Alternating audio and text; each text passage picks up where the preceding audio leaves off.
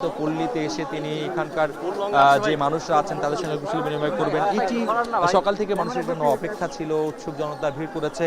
সেই ভিড় ঠেলে আসলে গাইবান্ধার সুন্দরগঞ্জ, পলাশবাড়ি হয়ে, পীরগঞ্জ হয়ে বাবনপুরের জাফরপাড়ায় এখন এই মুহূর্ত পর্যন্ত বলা যায় যে অন্তত 6 ঘন্টার অপেক্ষা এখানকার মানুষের। আমরা দুপুরে এখানে এসেছি, আমরা সেই দুপুর 2টো থেকে আসলে অপেক্ষা করছিলাম কখন তিনি আসবেন। এই 4 ঘন্টা ধরে রাস্তার দুধারে উৎসুক জনতা ভিড় করে দাঁড়িয়েছিল। তারেক রহমানের গাড়িবহর যখন এখানে প্রবেশ করে, যেই পথ আসলে 10 মিনিটে আসবার কথা সেই পথটি আসতে প্রায় ঘন্টাখানেক লেগেছে। বোঝাই যাচ্ছে যে উৎসুক জনতা কতখানি আসলে আকাঙ্ক্ষা নিয়ে অপেক্ষা করছিলেন। সেই আকাঙ্ক্ষার প্রতিফলন আসলে কতখানি রহমানের রংপুরের জনসভার বক্তব্যে তার প্রতিফলন হয়তোবা ঘটবে। রংপুরের মানুষের দীর্ঘদিনের আকাঙ্ক্ষা, এখানে বিদেশি বিনিয়োগ, কর্মসংস্থান, একই সঙ্গে এখানকার মানুষের জন্য মেগা প্রকল্প গঠনের যে স্বপ্ন দীর্ঘদিন ধরে লালিত ছিল, সেটি আসলে বিএনপির হাত ধরে কতটা বাস্তবায়ন হয় সেটি দেখবার জন্য মানুষ অপেক্ষা করছে। একই সঙ্গে আবু সাইদকে স্মরণীয় করতে বা হবে সেইগুলো আসলে প্রতিশ্রুতি যেগুলো দেওয়া ছিল সেগুলো কতখানি বাস্তবায়ন হবে। সরকারে বিদ্যুৎ সরকার গঠন করে সেই সরকার আবু সাইদকে কিভাবে স্মরণীয় করবে, সেই প্রশ্নগুলো উত্তর জানবার আগ্রহ এই অঞ্চলের মানুষের রয়েছে। যার ফলে আজকের এই যে এখানে বিনিময় বা কুশল বিনিময় যেটি বলি বা পরিবারকে সান্ত্বনা দেবার কথা বলি, এটি যেমন গুরুত্বপূর্ণ, এর সঙ্গে আরো একটি গুরুত্বপূর্ণ বিষয় হলো যে রংপুরের জনসভায় তিনি আসলে কি ধরনের বক্তব্য রাখছেন এবং কি ধরনের প্রতিশ্রুতি দিচ্ছেন। আমরা দেখতে পাচ্ছি তারেক রহমান একেবারে খুব কাছাকাছি বসেছেন আবু সাইদের পিতার সঙ্গে, মনোযোগ দিয়ে শুনছেন তার কথা। এই যে কথা বলা, কথা শোনা, পারস্পরিক মত বিনিময়, কুশল বিনিময়, এটি কিন্তু রাজনীতির মাঠে একটা বড় উদাহরণ হয়ে থাকবে। নিশ্চিত করেই বলা যায় যে একেবারে রংপুরের মতো একটি জায়গায়, জেলা শহর থেকে প্রায় 50 কিলোমিটার দূরে, উপজেলা শহর থেকে প্রায় 12 কিলোমিটার ভিতরে জাফরপাড়া গ্রাম, সেই গ্রামের একটি বাড়ির উঠোনে বসে তারেক রহমান জুলাই অভ্যুত্থানের প্রথম শহীদ আবু সাইদের পরিবারের সঙ্গে মত বিনিময় করছেন।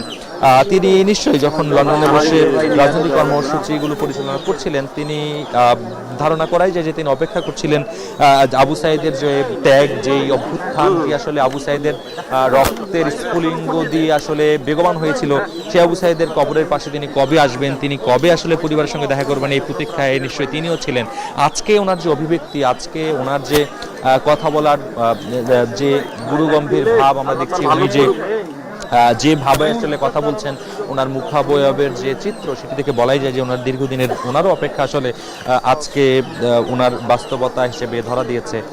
এই আজকের এই যে এখানে কুশল বিনিময় বা পরিবারের সঙ্গে দেখা করার যে আনুষ্ঠানিকতা, এখান থেকে এটি শেষ করে তারেক রহমান রংপুরের উদ্দেশ্যে রওনা করবেন এবং কালেক্টরেট ঈদগাহ ময়দান যেটি আছে, যেখানে আসলে দুপুর থেকে কানায় কানায় পরিপূর্ণ হয়ে উৎসুক জনতা, বিএনপি নেতাকর্মীরা ছাড়াও সাধারণ মানুষরা তার বক্তব্য শুনবার জন্য এখান থেকে তিনি সেখানে যাবেন। এবং এই পথ যেতে যেতে মাঝখানে মিঠাপুকুর পার হয়ে রংপুর প্রবেশের পরেও সেই জায়গাটিতে যেতে ধারণা করা যায় যে আরো অন্তত 2 ঘন্টা সময় লাগবে। যার ফলে আজকে আসলে সকাল থেকে শুরু করে দুপুর থেকে সন্ধ্যা থেকে রাত, আজকে রংপুরের রাজনৈতিক প্রেক্ষাপট, রাজনীতির মাঠ আসলে পুরোটা বিএনপি চেয়ারম্যানের আগমন ঘিরে তারেক রহমান ময় একটি দিন রংপুরের মানুষ পার করছে, এটি কিন্তু নিশ্চিত করেই বলা যায়।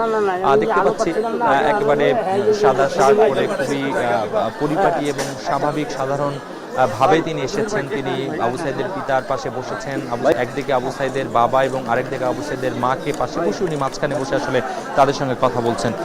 এই অঞ্চলের মানুষের সঙ্গে আমাদের কথা হচ্ছিল, তারা বলছিলেন যে আবু সাইদ যেভাবে একটা নিপাট ভদ্র ছেলে, মেধাবী ছেলে, ইংরেজি বিভাগের 12তম ব্যাচের শিক্ষার্থী, সে পড়াশোনা শেষ করে তারও এরকম বড় স্বপ্ন নিশ্চয়ই ছিল, সে অনেক জীবনে বড় হয়ে পরিবারের হাল ধরবে, কিন্তু সে পরিবারের হাল ধরার স্বপ্ন দেখা একটি ছেলে পুরো দেশের হাল ধরে আসলে একটি দেশকে রাষ্ট্র সংস্কার আন্দোলনের দিকে নিয়ে গিয়েছে। তার এই ত্যাগ নিশ্চয়ই বাংলাদেশের ইতিহাসে লেখা থাকবে এবং জুলাই পরবর্তী বাংলাদেশের নতুন রাজনৈতিক বন্দোবস্তের যে দাবি উঠেছে, সাম্য ভ্রাতৃত্বের বাংলাদেশ নির্মাণের যে দাবি উঠেছে, রাজনৈতিক সংস্কৃতি সৌহার্দ্যপূর্ণ করবার যে দাবি উঠেছে, সেটি নিশ্চয়ই আবু সাইদের এই ত্যাগের মধ্য দিয়ে প্রতিষ্ঠিত হচ্ছে এবং সেটি নিশ্চয়ই বাংলাদেশের রাজনৈতিক দলগুলো স্মরণে রাখবে বলে এই অঞ্চলের মানুষ প্রত্যাশা করে। আমরা দেখছি বেশ খানিকক্ষণ হয়ে গেছে, 10 মিনিটেরও বেশি সময় ধরে এখানে তিনি অপেক্ষা করছেন, বসে আছেন, তিনি কথা বলছেন পরিবারের সদস্যদের সঙ্গে। বেগম রোকেয়া বিশ্ববিদ্যালয়ের উপাচার্য সেখানে উপস্থিত রয়েছেন, যে বিশ্ববিদ্যালয়ের 12তম ব্যাচের শিক্ষার্থী ছিল শহীদ আবু সাইদ, সেই বিশ্ববিদ্যালয়ের উপাচার্যকে আমরা দেখতে পাচ্ছি, তিনি দাঁড়িয়ে আছেন, তিনি কথা বলছেন, তারেক রহমানের কথাও শুনছেন। এই মুহূর্তে একটি আসলে একটা মানে বাড়ির যে উঠোন বৈঠক যেরকম হয় সেই রকমের একটি উঠোন বৈঠকে আসলে বসে বিএনপি চেয়ারম্যান আবু সাইদের পরিবারের সদস্যদের কথাগুলো শুনছেন এবং তিনি এটি আসলে শুনবার চেষ্টা করছেন, সেটি তিনি আমলে নিয়ে এই অঞ্চলের মানুষের জন্য তার সিদ্ধান্তের কথাগুলো জানাবেন, সেটি কিন্তু প্রত্যাশা করাই যায়।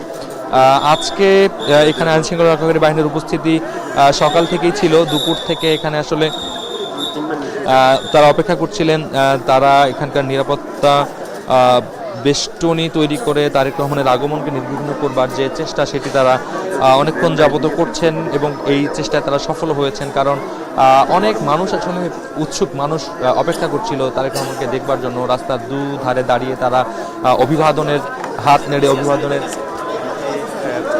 জবাব সেটি দেবার জন্য তারা অপেক্ষা করছিলেন এবং সেই জবাব দেবার যে চেষ্টা সেটি তারা করেছেন, সেটি অনেকেই সফল হয়েছেন। কিন্তু আইনশৃঙ্খলা রক্ষাকারী বাহিনীর যে শৃঙ্খলা সেটিও আমরা দেখেছি, সেটিও আসলে লক্ষ্য করার মতো।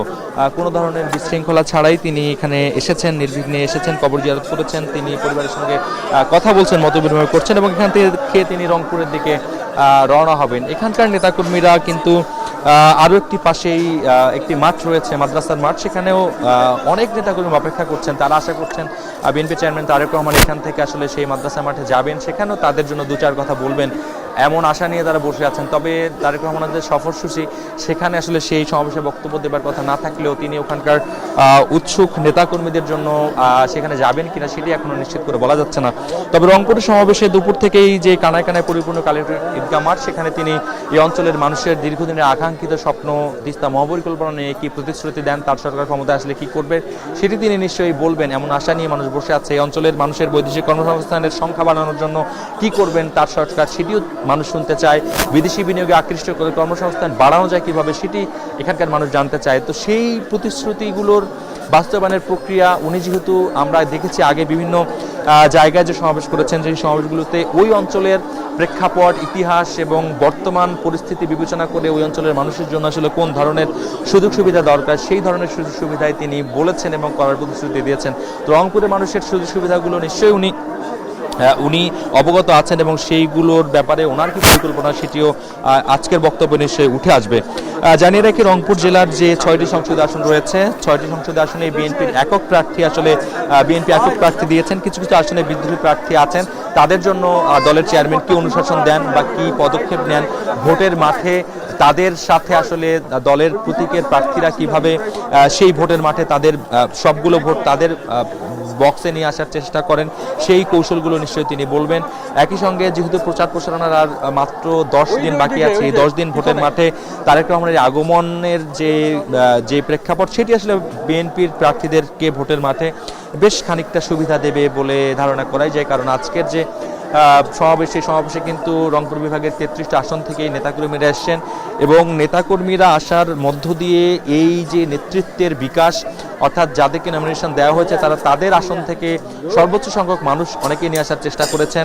সেখানে আসলে নেতা হিসেবে তাদের কতটুকু গ্রহণযোগ্যতা এবং দলের চেয়ারম্যানের কাছে তাদের কতটুকু পরিচিতি, সেটি আসলে আজকে নতুন করে রাজনীতির মাঠে তাদের পরিচিতি পাবার একটি প্রয়াস থাকবে এবং তারা এখান থেকে ফিরে গিয়ে তাদের যে নির্বাচনী আসন সেই নির্বাচনী আসনে তারা এটিকে কাজে লাগিয়ে ভোটারদেরকে আকৃষ্ট করার চেষ্টা করবেন। দলের চেয়ারম্যানের যে বক্তব্য সেটি তারা মানুষের কাছে পৌঁছে দেওয়ার চেষ্টা করবেন এবং তারা এটিও চেষ্টা করবেন যে দলের চেয়ারম্যানের সাথে তাদের যে আজকে ছবি তোলা হবে সেই ছবিগুলো তাদের ভোটের মাঠে অনেকখানি কাজে দেবে বলে নেতাকর্মীরা বলছেন। এবং মানুষজন আসলে দেখতে চান একজন সর্বোচ্চ নেতা এখানকার স্থানীয় নেতাদেরকে কিভাবে আসলে মূল্যায়ন করেন, সেটিও দেখার অপেক্ষায় রংপুরের কালেক্টর ঈদগাহ মাঠে লাখ লাখ মানুষ অপেক্ষা করছে।